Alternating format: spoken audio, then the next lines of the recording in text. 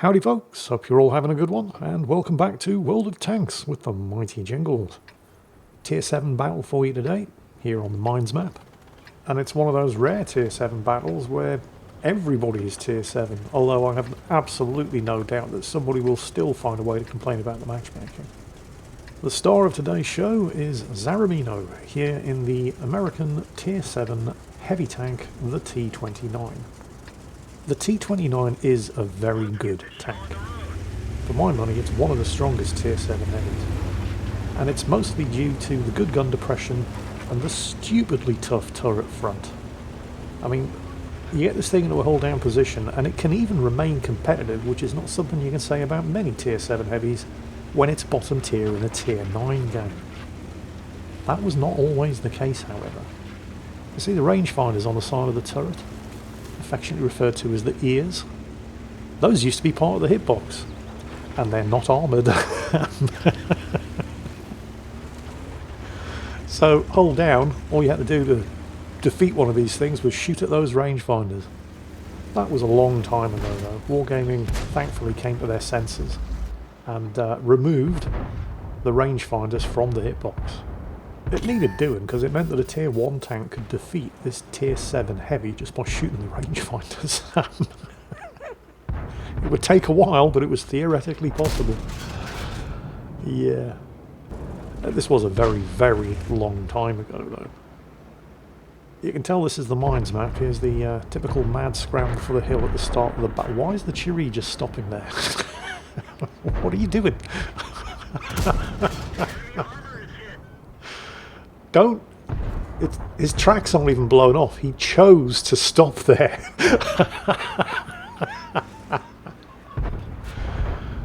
I don't understand why the enemy team are evacuating the hill. They're the ones that got all of the mediums up there. Oh, okay. Zaramino's team have got a T-43 up there as well, but the enemy team had 2 mediums and a light tank against 1 medium and a light tank. And then half of them thought to themselves, oh look, it looks like we've got the advantage up here on the hill. You know what that means? Yeah, let's get out of here. Go figure. Oh, did I mention? Zaramino has actually taken an extended break from World of Tanks. This is him coming back after a long time being away. And this is his very first game in, I don't know how many months, in the T-29.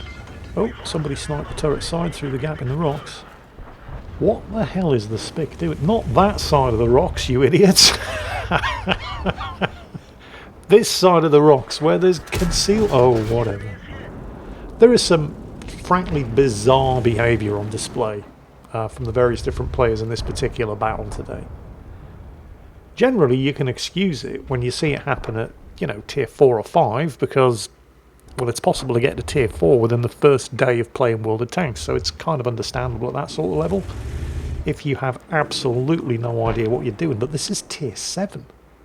Oh, and I've just noticed, Zaramino, you know you've got a damaged ammo rack, right? That hit for 200 damage. That explains your glacially slow reload. You might want to think about using that repair kit. He has been away from the game. There he goes, he's just remembered. Like I said, he has been away from the game for a while. So we'll let him have that one. It's not the only time he's going to forget to use a consumable though. Oh, you just see the tree falling over there. Somebody just knocked a tree over. How are we doing for scores? Well, the enemy team are 1 kill ahead. More worryingly, they're also 2,000 hit points ahead. And it's kind of looking like he's running out of things to shoot at from this position. Might be time to consider years. Good. Looks like you can take a hint. He's got a target over there.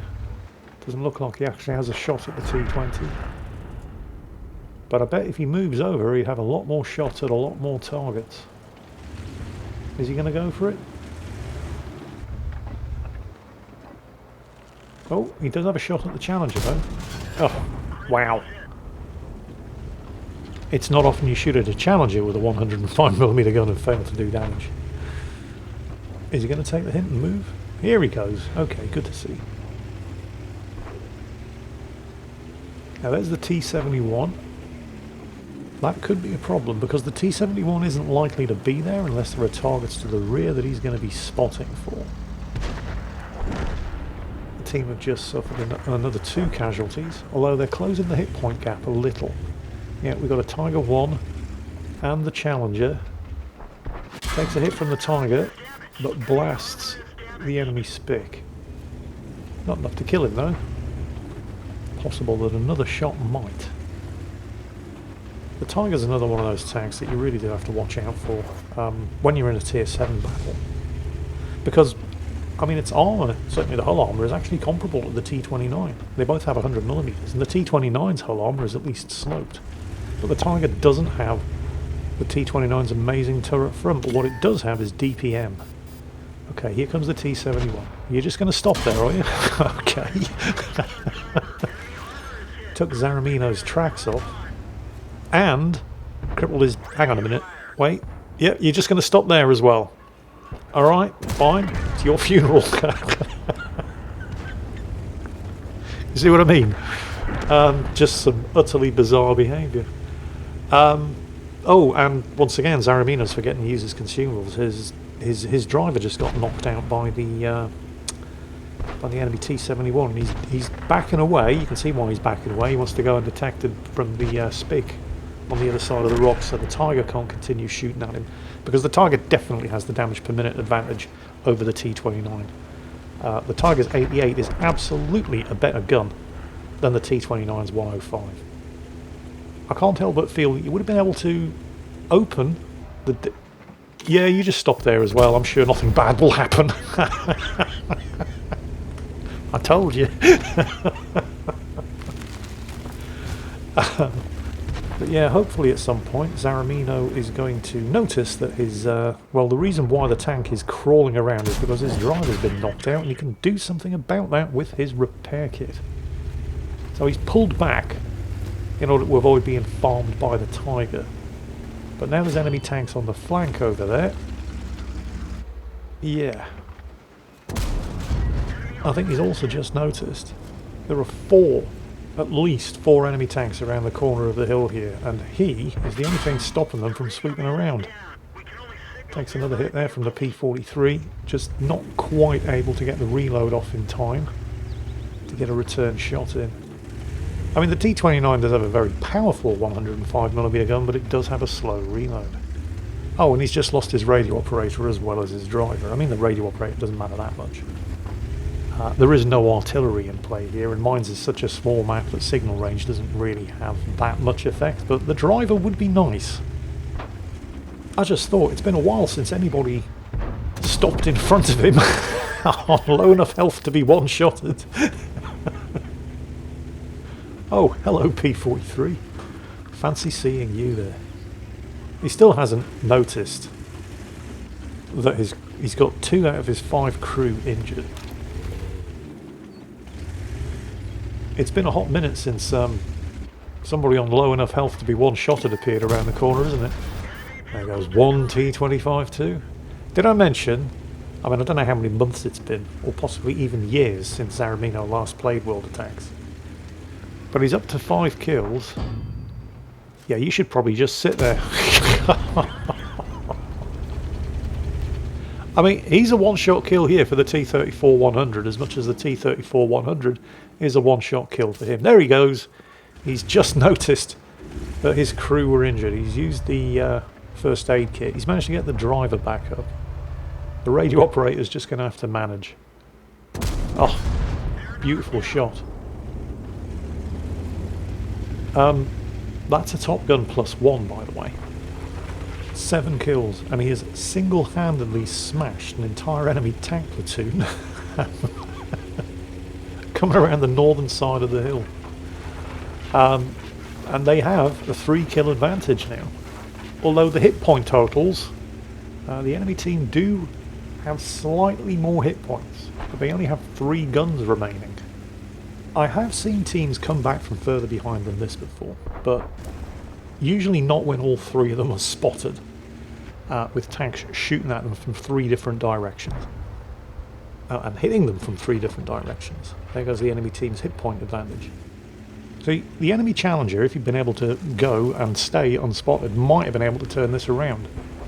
With the P-88 and the Tiger just taking hits and the challenger killing things as they pop around the sides in order to try to score those hits.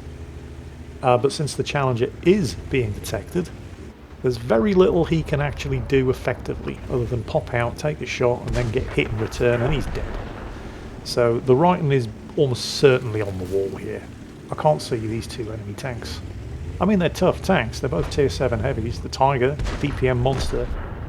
The Kara P-88. Well, it depends what gun he's got. If he's got the stock gun, it's actually got good damage per minute.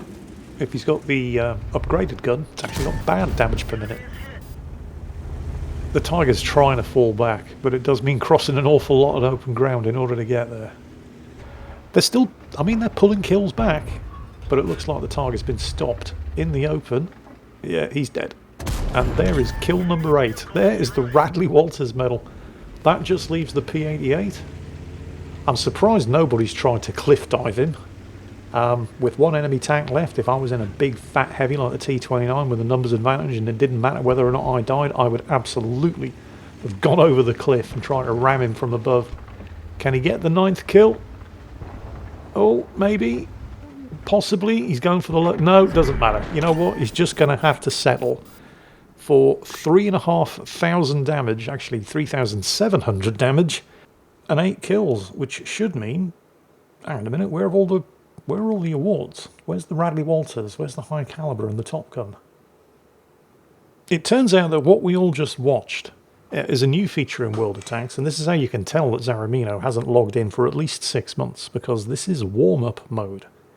It's essentially a single-player World of Tanks experience that is only available for returning players to the game who haven't logged in for at least 6 months as a way of easing them back into the game. So Zaramino gets to feel better about himself and actually have a good time coming back to the game for the first time in 6 months. But for me at least, what's most interesting about this is that it proves that Wargaming can do single-player World of Tanks, which opens up all kinds of interesting possibilities for the future. Something perhaps like the team co-op operations mode that they have in World of Warships. I wouldn't get too hot and bothered about the idea of being able to choose to do something like this in World of Tanks anytime you wanted, and not after you'd just taken a 6-month break from the game, because it seems like way too much fun for Wargaming to ever consider implementing on a fixed-term basis. So if you like the idea of doing anything like this, all you have to do is stop playing for 6 months, and then Wargaming will throw easy mode at you in an effort to get you back into the game, which is a shame because it does kind of look like fun without any of the pressure of having to perform for a bunch of random teammates. Sadly, we'll probably never see it in our lifetimes. But Zaramino did, and all he had to do was stop playing the game for 6 months first. Take care, folks. I'll catch you next time.